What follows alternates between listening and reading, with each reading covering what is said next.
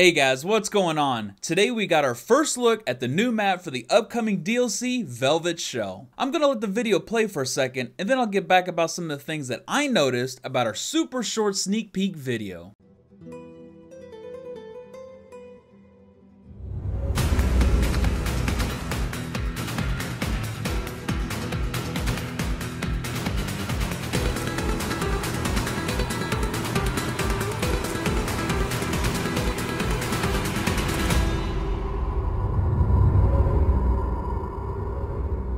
Coastline is the name of the new map coming out, and it's a villa set in Spain on the coast of a nice beach with what appears to be a tower, much like the one in Skyscraper. The whole area appears to be surrounded by a walkway, and you can kind of guess where some of the spawn locations will be. Down in the bottom left, there are some stairs that go straight up toward the pool location. It also appears that there's another exit from that spawn location right here. So Sergio will probably be spawn peeking you from this window if you spawn at these stairs. So I don't know if that's the location I would actually pick. The tower will most definitely be another spawn point. So we can immediately go up into it and look into the one window they give us to snipe into. Generally speaking, the newer maps have been getting 3 spawn locations. So I would assume the last one will be behind the white van here. We can see another border style roof access where it appears to have a rappel location, meaning another Spidey drop entry point. I'm not sure what this other building is over here, but I'm hoping to see some sort of tunnel that connects the 2 buildings, so that way we can get multiple flanks opens for both the attackers and the defenders. The outer layout seems to have a lot of visual obstacles in the way to try to deny or obscure the attacking team as they approach the villa. The pool appears to be empty, and will most likely be used as cover, but we really won't know until we get a better look. I was hoping for some swimming entry points, kind of like the Navy SEAL stuff, but that might make the game explode from all the required coding. And over by the tower, we can see some sort of collapsed old building that might have this little underground alleyway that we saw earlier. Here's a close-up of that ruined building, and I must say that the moss and foliage on it look simply amazing. I may give some crap to the dev team sometimes, but man do they go all out when they decorate their maps. These walls are most likely more obstacles to keep the defenders from picking off that precious thermite or Habana in the first 10 seconds. Since this is right next to the tower, I would guess that right behind these walls will be the spawn location. And here's a bigger look at the tower that I talked about earlier. I made a joke about the towers earlier and how they generally only have about 1 or 2 viable windows to watch. I just really hope that whatever wall is visible from this tower is breachable. I mean, the thought of glass sitting in the tower opening holes from long range just makes me cream myself. And here's an up close picture of that tunnel that I was talking about. My guess would be that this connects the ruined building with the stairs location that I mentioned earlier. You can see the little light peeking in here, which I believe signifies that there is another hallway or a tunnel that leads toward the house. And here we have a UFO inside the building above the couch. The outer walls don't appear to be breachable, but we can see that the bookcase can be seen through. I'm not sure if this will be an objective location, but if it is, then the hostage will probably be here, which kind of reminds me of like some Independence Day movie clip, you know, where the blue light is shining down on them. Here we can see the cocktail lounge area with the walls that again appear to be breachable. This is most definitely the Netflix and chill zone. Seeing how the dev team loves to throw in half walls in the objective room, this may very well be a bomb location. For our next scene, we get a quick glimpse at a pool table and a briefcase. Nothing appears to be on the TV, which is normal for this game, but it's oddly strange, and I'll get into that in a little bit. This place is also surrounded by breachable walls, and it kind of resembles the same shape of the executive bedroom in Plane, except there's a pool table and not a flipped bed. And again, we get another cocktail lounge area. I think this is the second one, and there should be 3 according to the trailer. Man, these guys really love their cocktail lounges, don't they? Anyways, I zoomed in around these rooms, and I didn't notice anything special except for this poster. It appears to be read as Electro House, with a lighthouse or some other oddly familiar shape on it. This could be pointing at the lighthouse, which is visible from the beginning of the video, or alluding to another map that will come at a later date down the road. And here we have a hookah lounge that'll probably be a main entry point if you spawn at the tower. It resembles the soda machine area and border by the monitor room. Now everything up to this point has been pretty standard, and nothing has been too insane, but this location here is by far the most interesting in this whole sneak peek. Can you guess why though? Look closely at the security televisions. They flicker to different monitors and appear to show still images of the room that it's monitoring. This is probably the security room, but what really intrigues me is the thought that these televisions show real-time camera feeds.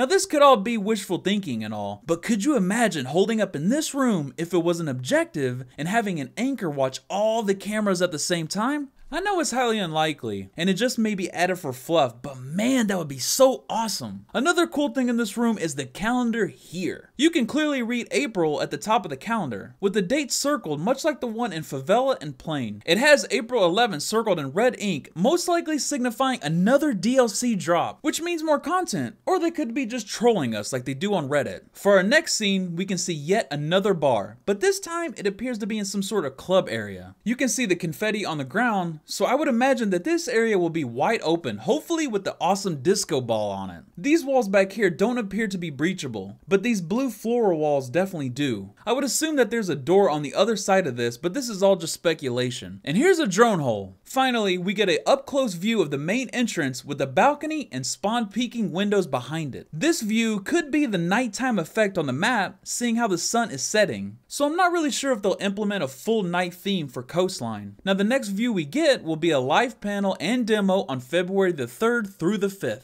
They will probably follow the same format they did for Red Crow, but I'm excited to see what they bring to the table. The dev team never ceases to amaze me in the detail and care that they put into this game, and I'm sure they have a few things they'd like to share with us. But rest assured, I'll be here breaking down what we're given to share my thoughts with you. Anyways, that's it for today's video. If you guys enjoyed this and want to see more, then tap that subscribe button. I'll see you guys next time.